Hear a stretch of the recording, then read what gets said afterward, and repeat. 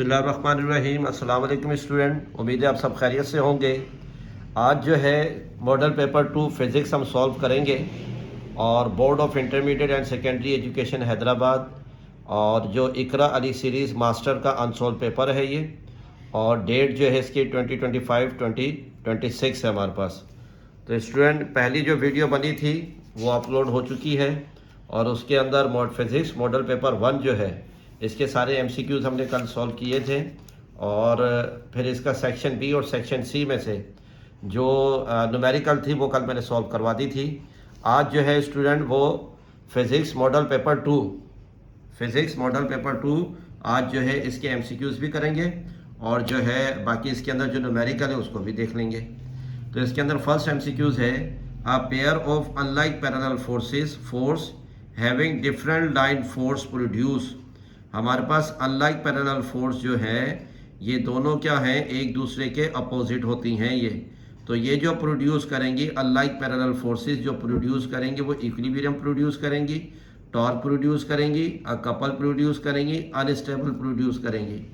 अब ये जो है हमारे पास कॉन्सेप्ट बनता है ये किसके अंदर बनता है, कपल के अंदर, क्योंकि इसके अंदर जो बात हो रही है अनलाइक पैरेलल फोर्सेस, तो इसका मतलब एक से ज़्यादा फोर्स की बात हो रही है। जब एक से ज़्यादा फोर्स की बात हो रही है तो ये दोनों फोर्सेस क्या होंगी, अनलाइक, एक दूसरे के अपोजिट हैं। तो जब दोनों एक दूसरे के अपोजिट हैं तो हमारे पास जो कॉन्सेप्ट बनेगा वो कौन सा बनेगा, कपल, क्योंकि 2 है इसके अंदर, मोर देन 1 मतलब 2 फोर्सेस की बात कर रहा है।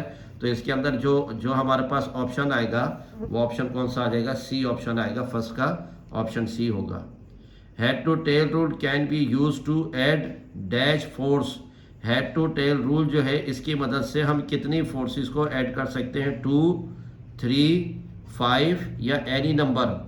हम जो है हेड टू टेल रूल के ज़रिए से जो वेक्टर हैं उसको हम एनी नंबर तक जो है ऐड कर सकते हैं। तो इसका हमारे पास सेकंड का ऑप्शन जो है स्टूडेंट वो कौन सा आ जाएगा, डी आ जाएगा। The spring in brakes and clutches are use. जो हमारे पास बाइक जो होती है उसमें फुट ब्रेक जो लगा होता है, तो फुट ब्रेक में जब हम ब्रेक लगाते हैं फुट की मदद से तो उसमें जो है वो स्प्रिंग लगा होता है, और जो क्लच जो होता है हैंडल के साथ, तो वो अब इन दोनों में जो है वो स्प्रिंग यूज़ होता है, ब्रेक के साथ भी क्लच के साथ भी। अब ये जो हमारे पास स्प्रिंग है इसका यूज़ ब्रेक और क्लच में किस पर्पस के लिए आ रहा है, टू रिस्टोर ओरिजिनल पोजीशन। क्या वो क्लच और ब्रेक को ओरिजिनल पोजीशन में लेकर आता है स्प्रिंग जो है। फिर बी है टू मेजर फोर्स, तो फोर्स को मेजर करने के लिए क्या स्प्रिंग को यूज़ करते हैं। टू एब्जॉर्ब शॉक्स, जो सडन जो आपका इफेक्ट होने वाला होता है उससे आपको सेव कर रहा होता है स्प्रिंग।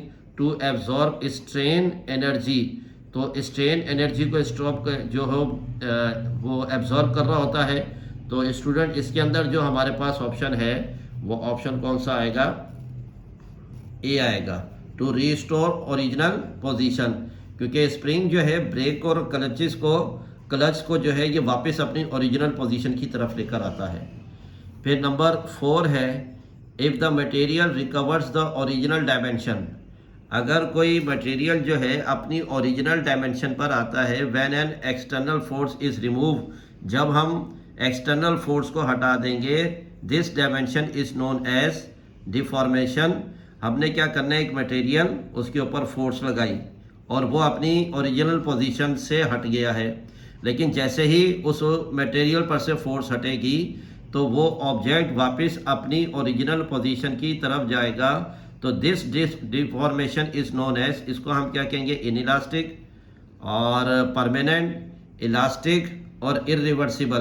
तो इसमें क्या होगा कि जब भी कोई मटेरियल उसके ऊपर फोर्स लगेगी तो फोर्स लगने से उस ऑब्जेक्ट में स्ट्रेच आएगा, और जैसे ही हम उस ऑब्जेक्ट अपनी फोर्स को हटाएंगे तो ऑब्जेक्ट वापस अपनी ओरिजिनल शेप की तरफ जाएगा, पोजीशन की तरफ जाएगा। तो ऑप्शन सी आ जाएगा, इलास्टिक, क्योंकि उसके अंदर इलास्टिसिटी होगी, इस वजह से वापस चले जाएगा अपनी ओरिजिनल शेप की तरफ। Which of the following material is more elastic, rubber, गिलास, इलास्टिक, वुड। तो अब इसके अंदर ये जो ऑप्शन दिए हुए हैं ये इस जो है एमसीक्यू से मैच तो नहीं कर रहे, लेकिन इन चारों के मुकाबले में देखा जाए तो हमारे पास ऑप्शन जो है वो कौन सा आ रहा है, ए आ रहा है हमारे पास। रबड़ में जो है इलास्टिसिटी होती है, गिलास हमारे पास फिक्स होता है, और बाकी वुड तो ये हमारे पास सॉलिड बॉडी है। फिर आगे कह रहा है if a spring stretch easily, जो स्प्रिंग आसानी से स्ट्रेच होता है, then its spring constant has, तो इस स्प्रिंग का जो स्प्रिंग कांस्टेंट है वो लार्ज होता है, स्मॉल होता है या कांस्टेंट होता है। जब भी कोई स्प्रिंग आसानी से स्ट्रेच हो जाता है तो उस स्प्रिंग का जो स्प्रिंग कांस्टेंट है वो हमारे पास क्या होता है, स्मॉल होता है। तभी मिनिमम फोर्स से वो स्प्रिंग आसानी से स्ट्रेच हो जाता है। What is the unit for the spring constant, spring constant को हम जो शो करते हैं स्टूडेंट वो के से डिनोट करते हैं, और ये हमारे पास बराबर होता है F/x के, हुक्स लॉ के लिहाज से। तो K is equal to force का यूनिट क्या होता है, न्यूटन, और x इधर एक्सटेंशन या डिस्प्लेसमेंट है तो मीटर। तो और इसको कैसे लिख सकते हैं, इसके ऊपर एक्सपोनेंट है +1 तो ऊपर जाके हो जाएगी ये -1। तो इसका जो हमारे पास है 7 का ऑप्शन जो है वो C आ जाएगा स्टूडेंट। फिर हमारे पास है number 7, Newton's law of gravitation hold between every two object on the, अब ये कह रहे हैं न्यूटन लॉ ऑफ ग्रेविटेशन जो है वो होल्ड करता है बिटवीन टू ऑब्जेक्ट के दरमियान। तो वो कहाँ करता है, अर्थ पर करता है, जुपिटर पर करता है, मून पर करता है, यूनिवर्स में करता है। तो न्यूटन लॉ ऑफ ग्रेविटेशन जो है उसमें जो बात होती है वो यूनिवर्सली बात होती है ना, यूनिवर्सल जो है हमारे पास कोई सी भी दो ऑब्जेक्ट उसके बिटवीन जो लॉ होगा वो हमारे पास न्यूटन लॉ ऑफ ग्रेविटेशन कहलाएगा। और numerical value of G is gravitational constant, इसकी वैल्यू हमारे पास यही है 6.673 multiply by 10⁻⁻11 newton metre square पर किलोग्राम स्क्वायर। इसका ऑप्शन ए है, 9 का ऑप्शन ए आ गया हमारे पास। अब आगे स्टूडेंट ये देखें, हमारे पास नंबर 10 है, gravitational field of earth is, earth की जो ग्रेविटेशनल फील्ड है उसकी डायरेक्शन किस तरफ होती है, towards the earth, towards the sun, towards the moon, away from earth. तो जो ग्रेविटेशनल फील्ड की जो डायरेक्शन होती है वो किस तरफ होती है, टूवर्ड्स द अर्थ। तो इसका 10 का हमारे पास ऑप्शन ए है। फिर 11 है, dash was the first scientist who gave the concept of gravitation, ये वो कौन सा साइंटिस्ट था जिसने फर्स्ट जो है कॉन्सेप्ट दिया ग्रेविटेशन के बारे में। वो आइंस्टाइन था, न्यूटन था, फैराडे था, मैक्सवेल था। तो वो हमारे पास क्या है, इसका 11 का ऑप्शन बी आ जाएगा। फिर आगे दे रहा है, during which process a gas become a liquid, वो कौन सा प्रोसेस है, वो कौन सा तरीका है जिससे गैस जो है वो लिक्विड की फॉर्म में आ जाती है। वो मेल्टिंग, फ्रीजिंग, कंडेंसिंग और बॉइलिंग। तो हमारे पास कौन सा प्रोसेस है, वो कंडेंसिंग के ज़रिए से गैस जो है लिक्विड की स्टेट में आ जाती है। और नंबर 13 है हमारे पास, if a gas is heated in a sealed cylinder, अगर गैस को हीट किया जाए सील्ड सिलेंडर के अंदर जो क्लोज है बिल्कुल, देन डैश इंक्रीज, तो उस गैस की क्या चीज़ इंक्रीज होगी, प्रेशर इनसाइड द कंटेनर, उस गैस का प्रेशर इंक्रीज होगा जो कंटेनर के अंदर है। Average kinetic energy of the particle, जो सिलेंडर के अंदर जो गैस है उस गैस के पार्टिकल की जो है एवरेज काइनेटिक एनर्जी इंक्रीज होगी, या टेम्परेचर उस गैस का इंक्रीज होगा, या ऑल ऑफ देम। तो इसके अंदर क्या होगा हमारे पास, ऑल ऑफ देम। 13 का हमारे पास कौन सा ऑप्शन होगा, डी होगा।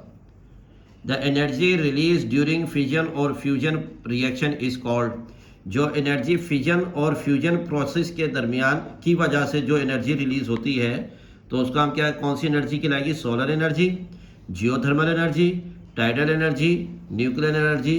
तो इसका मतलब ये कौन सी एनर्जी कहलाएगी स्टूडेंट, हमारे पास न्यूक्लियर एनर्जी कहलाएगी।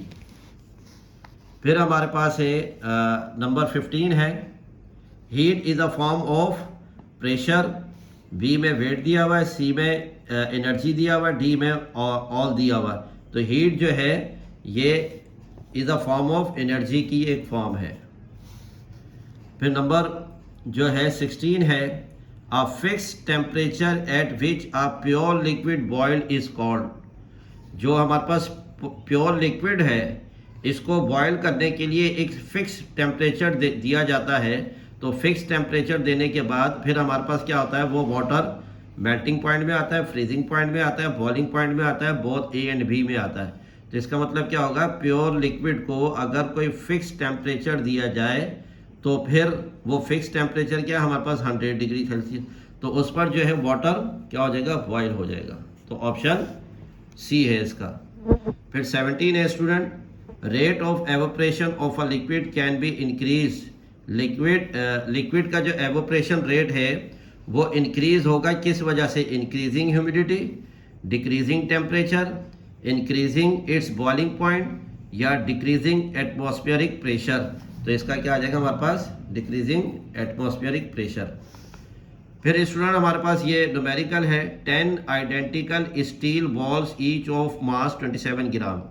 हमारे पास स्टील की 10 बॉल्स हैं और सारी की सारी एक जैसी हैं, उनमें से हर बॉल का मास कितना है, 27 ग्राम है।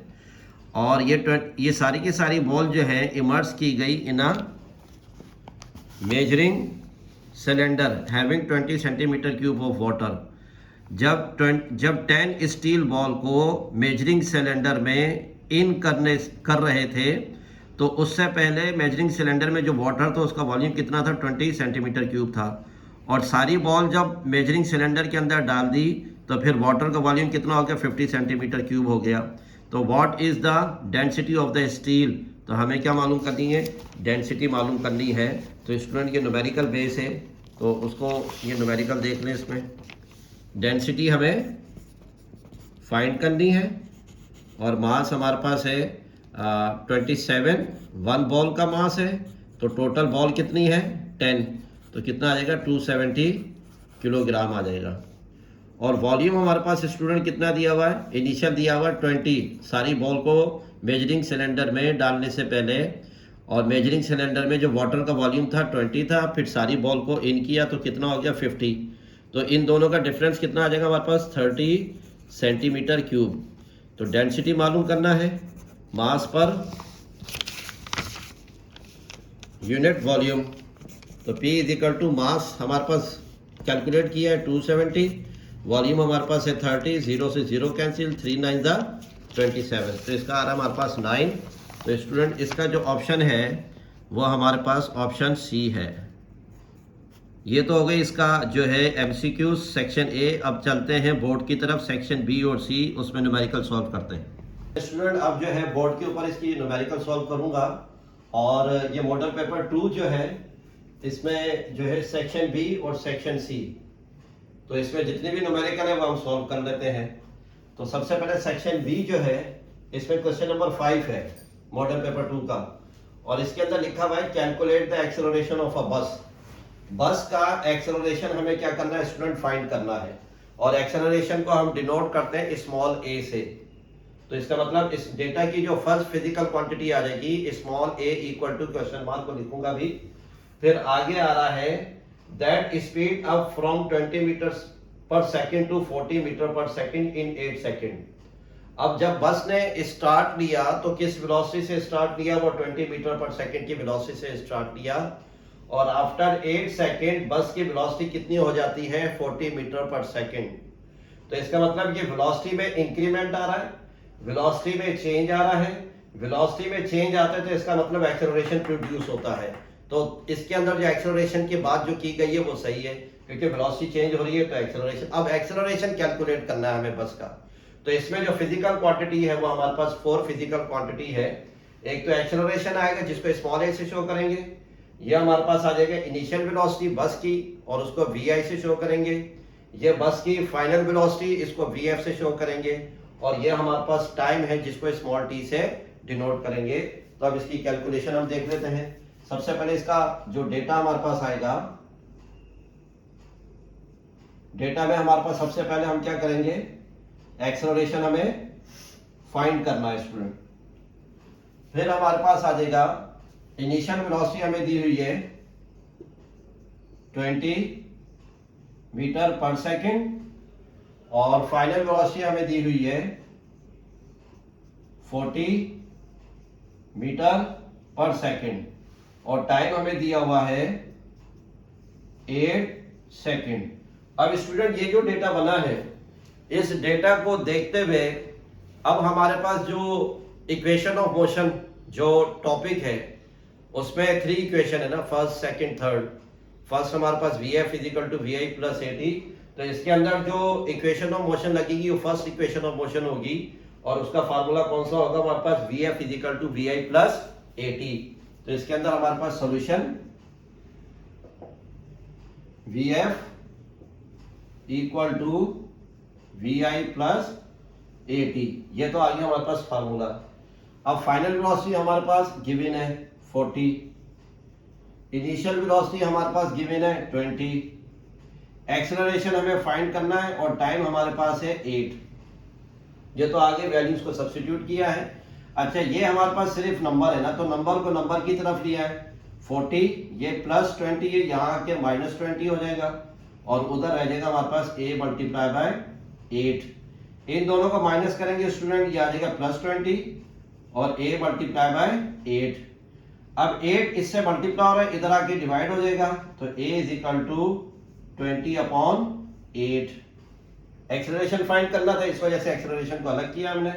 अब इसको हम कर देंगे 4 to the 8, 4 5 the 20। अब इसको मजीद अगर सॉल्व करते हैं, 4 to the 8, 4 5 the 20, 2 और 5, 2 to the 4 और ये 1 आ गया 0.0, 2 5 the 10। तो इसका मतलब हमारे पास जो एक्सेलरेशन आया है वो कितना आ गया, 2.5 मीटर पर सेकेंड स्क्वायर। ये हमारे पास एक्सेलरेशन आ गया है। इसको इससे भी चेक कर लेते हैं, 20 डिवाइडेड बाय 8, 2.5 ही आ रहा है। तो ये तो हो गए हमारे पास स्टूडेंट इसकी न्यूमेरिकल। अब सेक्शन बी का क्वेश्चन नंबर 11 है और इसके अंदर बताया हुआ 2 अनलाइक पैरेलल फोर्सेस 10 न्यूटन।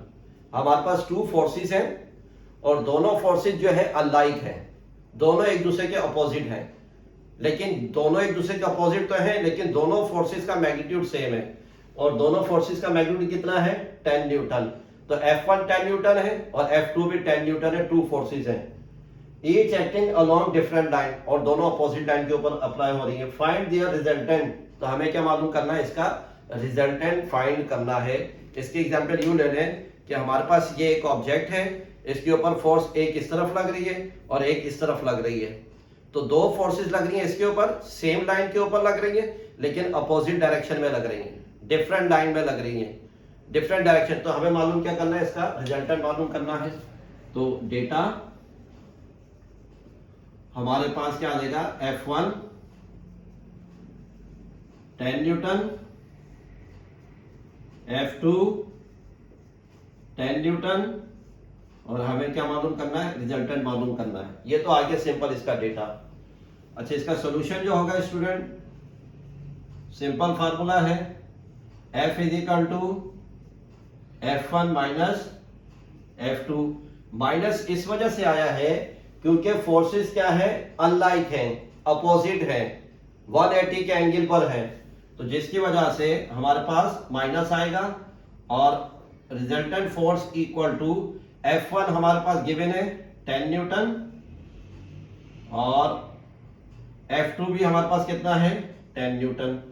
अब ये दोनों मैग्नीट्यूड सेम है लेकिन दोनों के साइन अपोजिट हैं, तो जिसकी वजह से ये दोनों कैंसिल होंगे और हमारे पास आंसर क्या आएगा, 0।